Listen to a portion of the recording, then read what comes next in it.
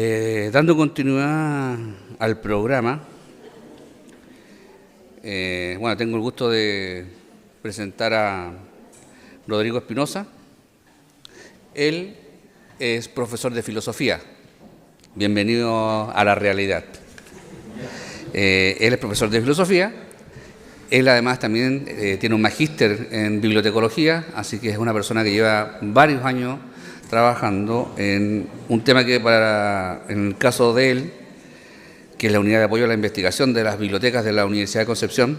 Él trabaja con Karen Jara, una otra distinguida colega que también conoció la realidad, y nos va a mostrar el tema de integridad académica, ¿no es cierto?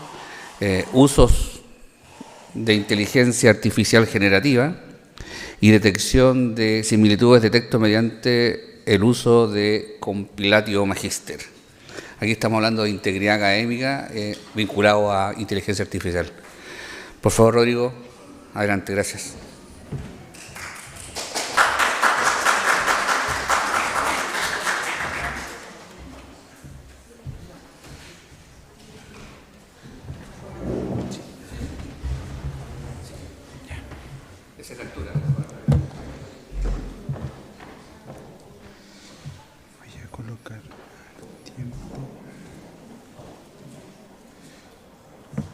Estoy colgando el tiempo para no pasarme porque los profesores de filosofía tenemos mala fama. Entonces, para acotar un poco el tiempo. Bueno, como dice el título, lo que queremos mostrar un poco es el uso del gestor de similitud de texto de Compilatio Magister en la Universidad de Concepción. Nosotros anteriormente a esta plataforma teníamos una versión anterior a Compilatio, pero debido a la necesidad y el surgimiento de una necesidad imperante, que era el tema de la generación de textos a través de inteligencia artificial, teníamos que suscribir algún servicio que pudiera dar respuesta a la detección de ese tipo de contenidos. ¿Ya? Para poner en contexto, ahí está el campus de la Universidad de Concepción, del campus Concepción. La Universidad de Concepción tiene campus en Los Ángeles, en la ciudad de Los Ángeles, y en Chillán. Y de lo bonito que se ve allí, está eso otro, que es la realidad en sí misma. O sea, sin palabras, a algunos les gustan los números, ahí están los números. En el 2024, matrícula de pregrado 5.372 estudiantes, matrícula total por campus y año 26.606 estudiantes, carreras ofertadas en el año 2024, 90 carreras, y número de titulados por año 2.578. No pongo los números al azar, sino más bien para que puedan dimensionar más o menos la población de creadores científicos o de creadores de contenido científico.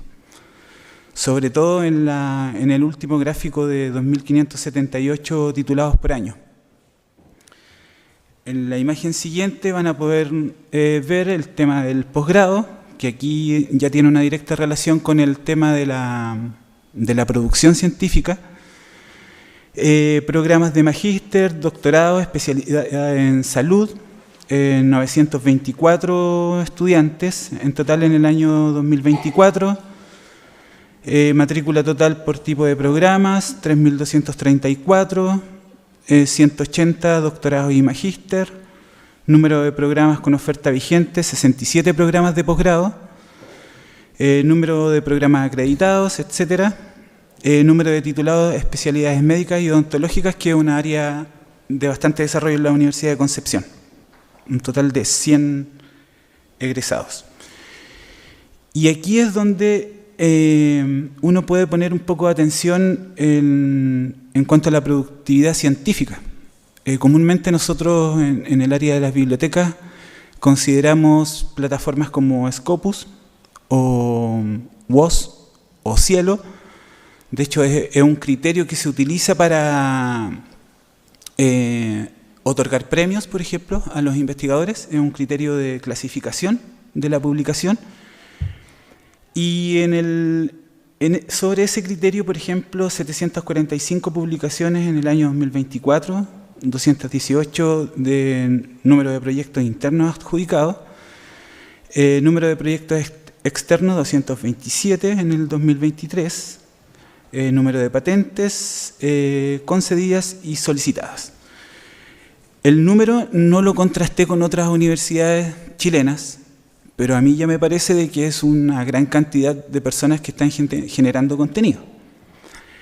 Y trayendo este mismo tema a lo que queríamos plantear, que es el tema de la generación de textos con inteligencias artificiales generativas, entramos al tema de la integridad académica.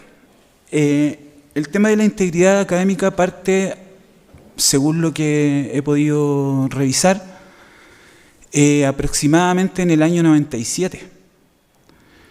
Y recién nosotros ahora en el 2023 o 2024 empieza a aparecer el tema como un tema de preocupación debido a algo totalmente diferente al tema, que es una inteligencia artificial generativa. El OpenAI crea el ChatGPT en el 2020, creo, o empieza a sacar las primeras versiones de ese sistema, que no es el único. Hay inteligencias generativas de circuitos electrónicos. O sea, hay una gran oferta de sistemas que pueden generar contenido de distinto tipo, ¿ya? Y que se pueden relacionar de alguna manera con la ciencia. Y en el año 97 se crea un centro de investigación dedicado a difundir el tema de la integridad académica y de tratar con esos temas que aparecen destacados allí. El tema de la honestidad, confianza, equidad, respeto y responsabilidad. Temas que en la actualidad se ven muy cuestionados, no tan solo en el área de la ciencia, sino a nivel político, a nivel nacional. Nosotros como sociedad venimos de un cuestionamiento a estos fundamentos éticos, por decirlo de alguna manera, después del año 2019, y que siguen vigentes hasta la actualidad. ¿A qué quiero llegar? Esto es un dato que entrega un estudio de un grupo de estudiantes de la Facultad de Química de una universidad chilena del año 2022, donde se señala de que el 90% de los estudiantes egresados de la carrera de Química y Farmacia reconoce a posteriori, porque siempre se hace el estudio a posterior, de que gran parte de ellos falsearon datos o utilizaron datos y que no reconocieron ni autorías, o que se modificaron conjuntos de datos o set de datos para generar una nueva publicación. Lo cual al año 2022 es bastante alarmante, porque quiere decir que tal vez el 5% de las publicaciones creadas por ciencia y enfermería o por química y farmacia tienen una validez o tienen un criterio ético digamos, verificable, y que nos da una cierta seguridad que ese 5% de publicaciones efectivamente fue creado bajo los parámetros de honestidad, integridad científica, etc. A mí me pareció un poco alarmante. Entonces, ¿cómo nos enfrentamos nosotros en el sistema de bibliotecas de la Universidad de Concepción frente a este tipo de problemas? Algunas facultades ligadas al tema ético, por ejemplo la Facultad de Veterinaria o la Facultad de Medicina, ya tienen declarado públicamente temas o enmiendas o principios asociados a integridad académica. Precisamente por el tema ético que a ellos les toca enfrentar, de tener que trabajar con personas, con la salud de personas, o tener que experimentar con animales o con la salud de animales. Entonces, en este caso, nosotros como bibliotecas, a través de la unidad de apoyo a la investigación, implementamos este servicio de gestor de similitud de textos, no tan solo para que los docentes pudieran verificar la honestidad de los textos generados o presentados por las comunidades a las que ellos se ven enfrentados. También a través de las revistas de investigación de la universidad, que son aproximadamente 23, se les dio una serie de capacitaciones en las cuales a ellos se les explicaba el uso del gestor de similitud de texto y de los beneficios que a ellos les podría traer como editores científicos. Entonces a ellos se les creó una cuenta, se les capacitó en el uso del servicio y actualmente todas las revistas de la Universidad de Concepción trabajan con el gestor de similitud de texto para comprobar que los envíos que ellos reciben, las publicaciones que ellos reciben de los autores que quieren hacer alguna publicación en sus revistas puedan ser verificados. Ellos también se han visto muy sorprendidos de un 50% o de un 100% de los envíos recibidos en el año 2023, más del 70% son traducciones de otros textos en inglés, principalmente. También es alarmante y es una realidad que si uno empieza a investigar y a poder hincar más el diente y hacer un seguimiento, por así decirlo, podría darse cuenta que el porcentaje podría ser más elevado. Considerando de que los gestores de similitud de texto también tienen una capacidad limitada. Como lo decía Federico, los gestores, los bots, tienen que ser entrenados. Si no son entrenados, ese límite se ve muy coartado, por decirlo así, y no permite hacer una detección de otros servicios que están surgiendo en cuanto a inteligencia artificial. Entonces, en el tema de la unidad de apoyo a la investigación, dentro de los servicios que se sugieren o que se proveen a los usuarios de la universidad, se incorporó Compilatio. Como ya les decía al principio, esta herramienta nosotros la incorporamos en una versión Compilatio, sin apellido, y en el año 2022 nos dimos cuenta de ya que teníamos que incorporar un atributo más a este gestor, que fue el de que pudiera detectar tanto traducciones como la generación de textos con inteligencia artificial. Frente a ello, se nos entregó una nueva versión de Compilatio, que es Compilatio Magister, y el cual en esa instancia ya nos permitió no tan solo ocuparla con los editores de la universidad, sino que implementar el servicio a través del Canvas, ¿ya? A través de un servicio de LMS. Entonces, lo primero que se hizo fue implementar el servicio en esta plataforma. Se les capacitó a los docentes para que ellos pudieran utilizar el servicio y pudieran verificar los trabajos que son enviados por sus estudiantes, ¿ya? El servicio entrega la posibilidad de crear una carpeta que genera una URL, la cual yo se la comparto al estudiante y el estudiante carga su archivo en esa carpeta y el profesor tiene la capacidad de poder recibir el documento y a la vez también analizarlo y extraer informes. ¿Cómo hicimos para entregar el servicio o entregar cuentas de usuarios del servicio? A través de un formulario. El usuario de la Universidad de Concepción se debe identificar a través de su cuenta de correo electrónico institucional, @udec.cl, completar datos de la repartición a la que pertenecen y algún dato anexo como un número telefónico o un dato de contacto. Una vez que el usuario recibe la cuenta, puede ya incorporarse en el servicio. Esa es la forma de ingreso. Y aquí, con esto, es la primera instancia con la que se encuentra el usuario, que es lo que les comentaba yo recientemente, que es la creación de una carpeta para acumular las publicaciones que pueda recibir el docente en este caso. Ahí se le puede entregar un título, se le puede entregar una descripción, por ejemplo, el título Química y Farmacia, y los tipos de trabajos que se van a recibir. En los umbrales de similitud, que no sé si ustedes lo logran percibir allí, aparecen tres Sí, 3 franjas de color, una de color verde, otra de color anaranjado y otra de color rojo, que pueden ser modificables según el criterio que el profesor o el investigador determine, en el cual, por ejemplo, en este caso esto aparece como por defecto. El 10% de similitud tiene un nivel de tolerancia de similitud de texto. No se incurre en un delito, por llamarlo de esa manera.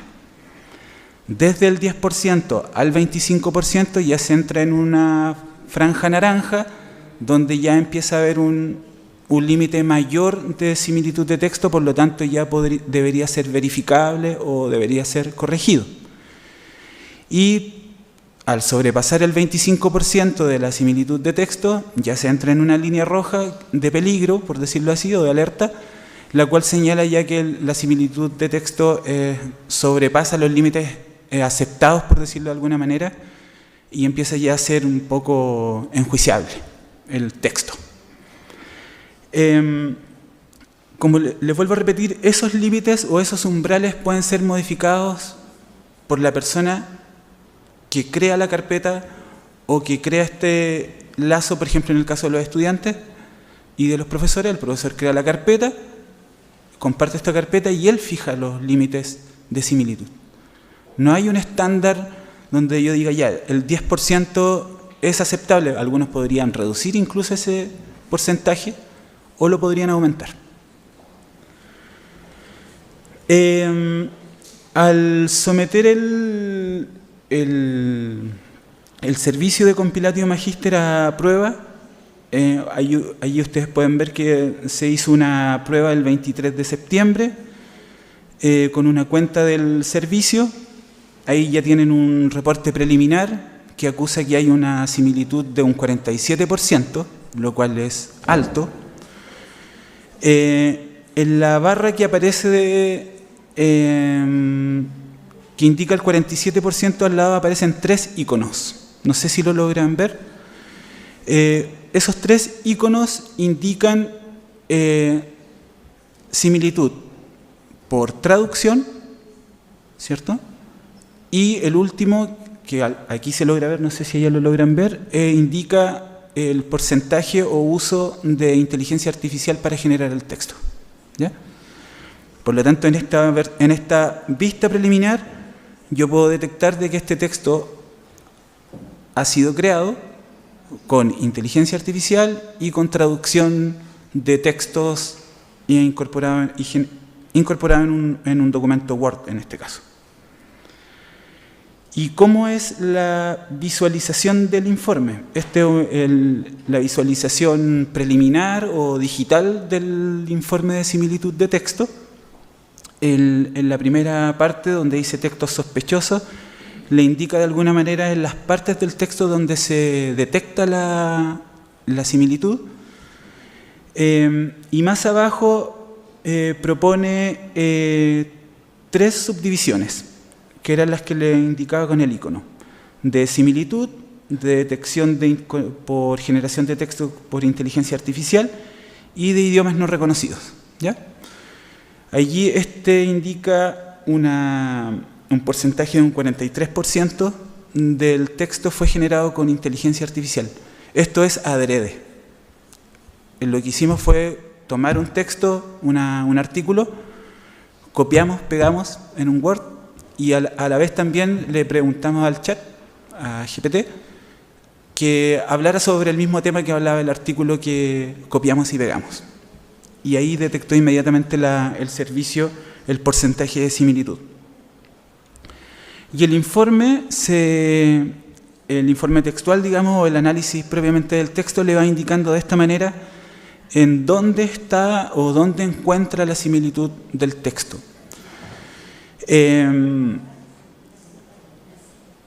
De un color, por ejemplo, en este caso yo extraje solo el informe de la similitud de texto con texto por inteligencia artificial, por lo tanto por eso aparece destacado allí con color celeste. Le indica la referencia a la cual puede haber algún tipo de plagio o de copia. ahí aparece la cita y luego con color celeste le aparece el texto que se descubre que ha sido generado con inteligencia artificial. Y eso es lo que quería explicar. Me sobraron 2 minutos.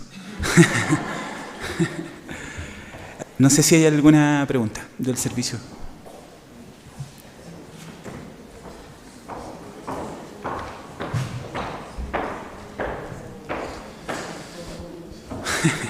Hola, buenas tardes. Buenas tardes. Una consulta. Me pareció bastante interesante la presentación en donde se habla de la aplicación de la herramienta Compilatio. Pero mi pregunta en realidad es la siguiente. Yo quería saber si ustedes, aparte de hacer esa prueba de contrastación, que es la que justo estás presentando ahora en pantalla,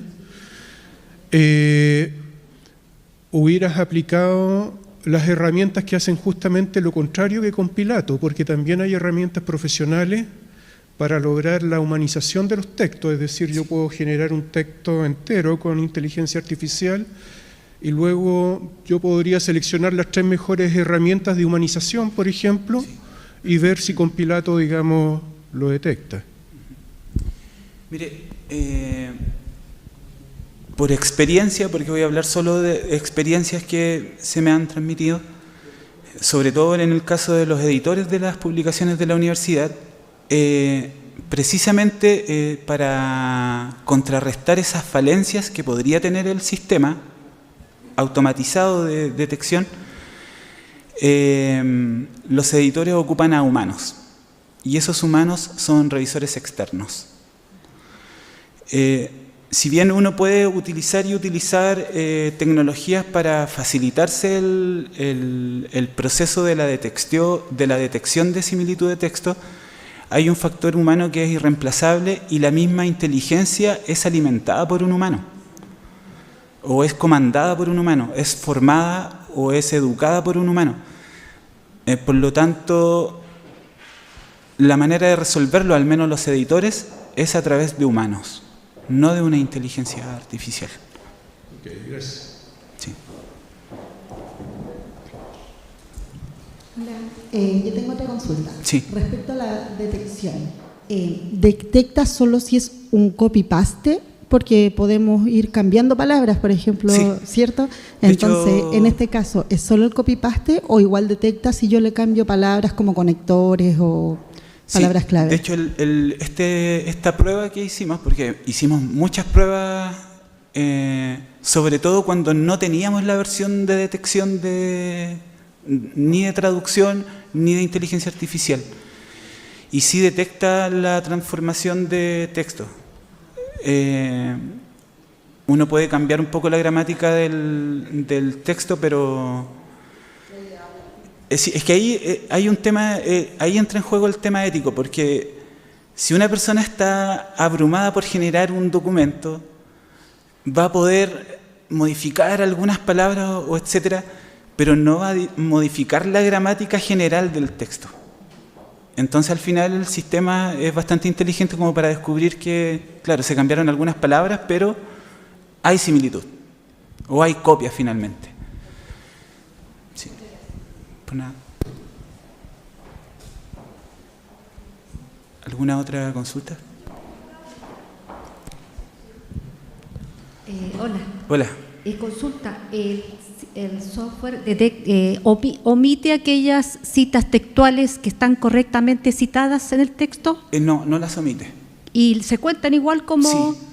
Pero eso está permitido en los trabajos académicos. Sí, está permitido. De hecho, ahí usted tiene que utilizar el criterio de decir, mire, está detectando referencias, pero en realidad no hay una copia, hay una citación. Okay. Y ahí se quita ese porcentaje de citaciones. Gracias.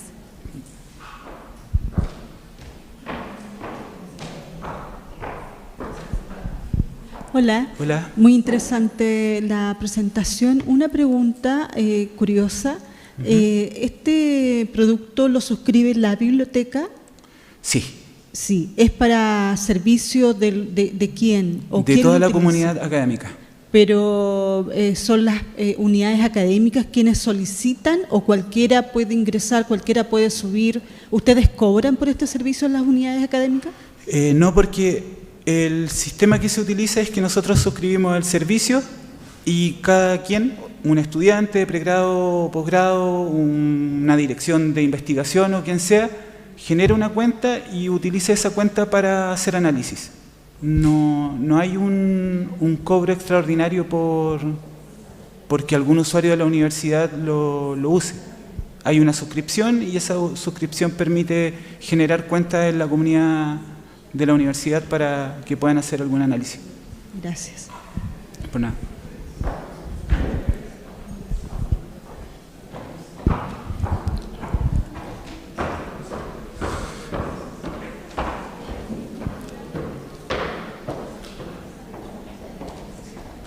Gracias.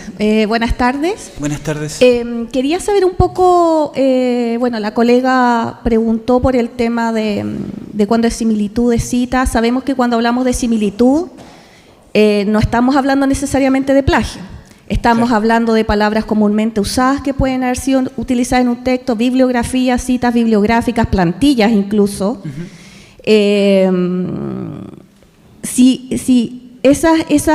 Cuando nosotros tenemos en imagen, ¿cierto? Cargamos el documento y tenemos a priori un porcentaje de similitud.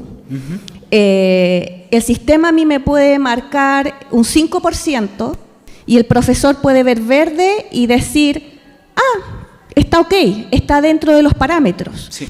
Puede haber otro trabajo, puede tener un 30% y marcar rojo.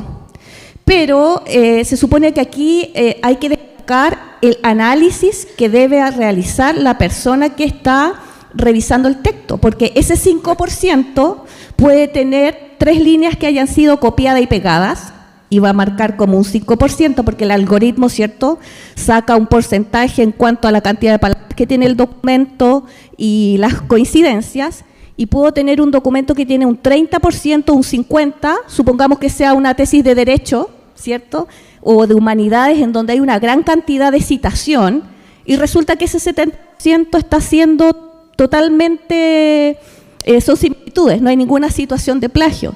Entonces, a veces también el tema de los porcentajes, si no hay un análisis atrás, es engañoso. Por eso es importante reforzar en las capacitaciones, especialmente con los docentes, porque ellos tienden a decirle a todo plagio, tiene un 47% de plagio y no es plagio, son similitudes. Entonces, lo que había entendido de acuerdo a lo que otra colega consultó, cuando yo identifico en el sistema esas similitudes, el sistema me permite hacer filtros para yo poder ir descartando, ir limpiando y definitivamente poder dejar aquellas situaciones que tienen un cuestionamiento para yo poder discutir con el alumno, por ejemplo. Sí, por ejemplo, ahí aparece un recuadro en la parte lateral del texto, donde si usted considera como evaluador o como docente que ese texto no es plagio, usted marca en la cajita y dice, esto no es plagio, y lo descuenta inmediatamente del porcentaje. Y se va actualizando el porcentaje. Sí, inmediatamente. Perfecto, gracias. De nada.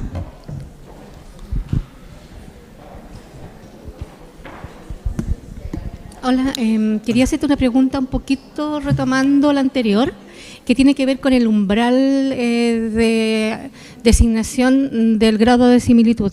Sí.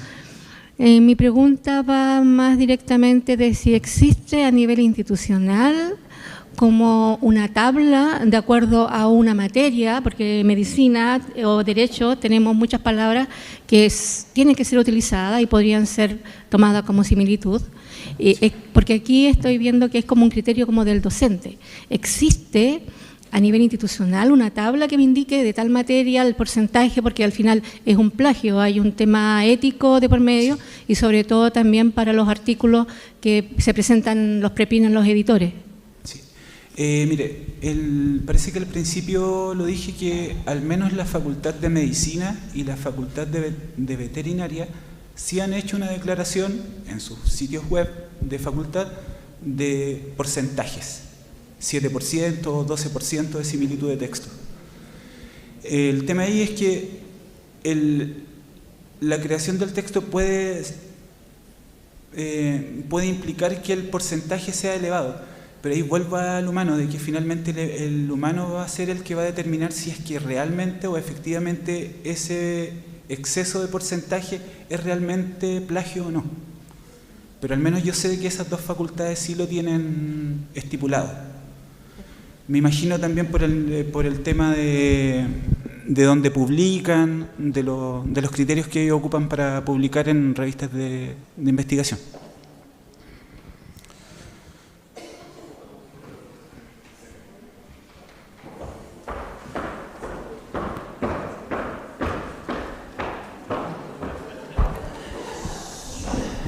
Bien enérgico va.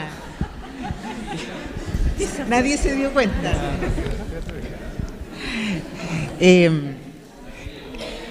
Sí, mira, yo creo que ustedes cuando suscribieron o cuando escogieron Compilatio tienen que haber evaluado otras alternativas, ¿no es cierto? Sí. Entonces te quería preguntar, ¿cuál es la característica o qué hace tan distintivo o tan mejor Compilatio a otros sistemas o a otros software que hacen lo mismo o más o menos lo mismo? Entonces, contarnos un poquito qué hace qué hizo que ustedes eligieran este software y desecharan los otros. Un tema que yo creo que han abordado acá, el dinero. O sea, por un lado el dinero y por otro lado que nosotros ya veníamos utilizando el servicio. Nosotros ya estábamos utilizando el servicio, se compararon con otros servicios también que ofrecían las mismas posibilidades, sobre todo cuando dimos el salto a contratar el servicio que efectivamente analizara inteligencia artificial. Sí, Rodrigo, sí. Entiendo que el dinero a lo mejor fue el gatillador final, sí. Pero yo me imagino que aunque esto hubiese sido muy barato, si no cumplía, sí, entonces no lo habrían suscrito. Claro, habían otras ofertas también más económicas, pero... Entonces, sí, esa es como la pregunta, más que ¿qué tiene de bueno este? A ver, vuelvo a repetir, lo que por un lado nosotros ya teníamos el servicio de Compilatio, que detectaba similitud de texto hasta ahí, en contrastación con documentos de bases de datos, que es más o menos así como trabajaban hasta antes de ya el boom de la inteligencia artificial generativa. Y luego de eso empezamos a buscar un servicio que también cubriera esta otra parte. Ahí se recibieron varias ofertas, o se buscaron varias ofertas, habían algunas más económicas, y nosotros decidimos continuar con esto por varios factores que ahora lo estoy recordando también, agregando el tema del dinero. Uno de los factores que fue determinante también para continuar con este servicio o contratar o suscribir un servicio mejorado fue de que a nosotros nos permitía administrar usuarios. Los otros servicios que nos ofrecieron no teníamos la posibilidad de, por ejemplo, no sé, a un usuario se le pierde la contraseña del servicio y teníamos que comunicarnos con el proveedor, y el proveedor tenía que entregarle el dato al usuario para que recuperara la contraseña. Ese era un factor bastante relevante. De hecho, creo que fue uno de los más relevantes desde nuestra postura como administradores del servicio. De decir, mira, nosotros podemos darle el servicio a estudiantes que comúnmente pierden sus cuentas, entonces necesitábamos también tener una respuesta inmediata a ese tipo de situaciones. De decir, o dar de baja alguna cuenta, porque siempre los otros servicios no nos permitían esa gestión de usuario. Era una gestión más bien controlada. Otra característica igual, ligada un poco también a lo administrativo, fue de que este servicio a nosotros nos dio la seguridad de que cuando yo someto un texto a evaluación, el texto queda cargado en una base de datos del servicio. Pero este servicio le permite a usted también no incorporar el texto en esta base de datos. Por razón de que, por ejemplo, hay tesis que se convierten posteriormente en artículos, y si ese artículo es analizado por una revista, puede que lo detecte porque aparece en una base de datos de este servicio. Eso era también otra de las características determinantes, sobre todo por el tema de las tesis, que son conducentes a veces o generan algún artículo científico. Sí. Eso. Bien, por nada. Wow.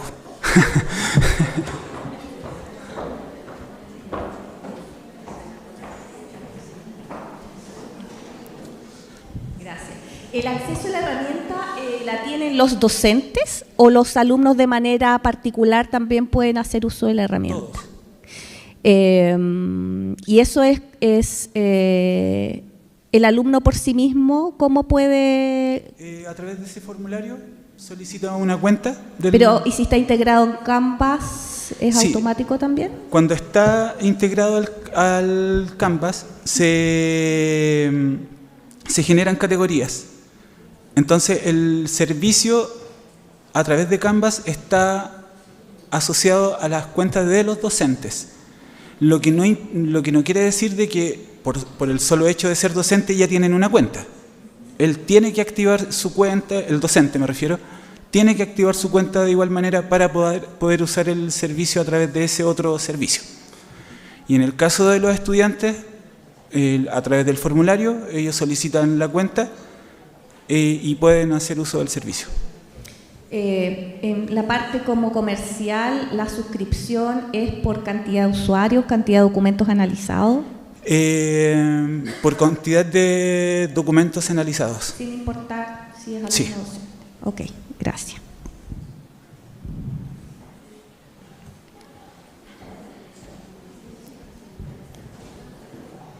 ¿Alguna otra pregunta?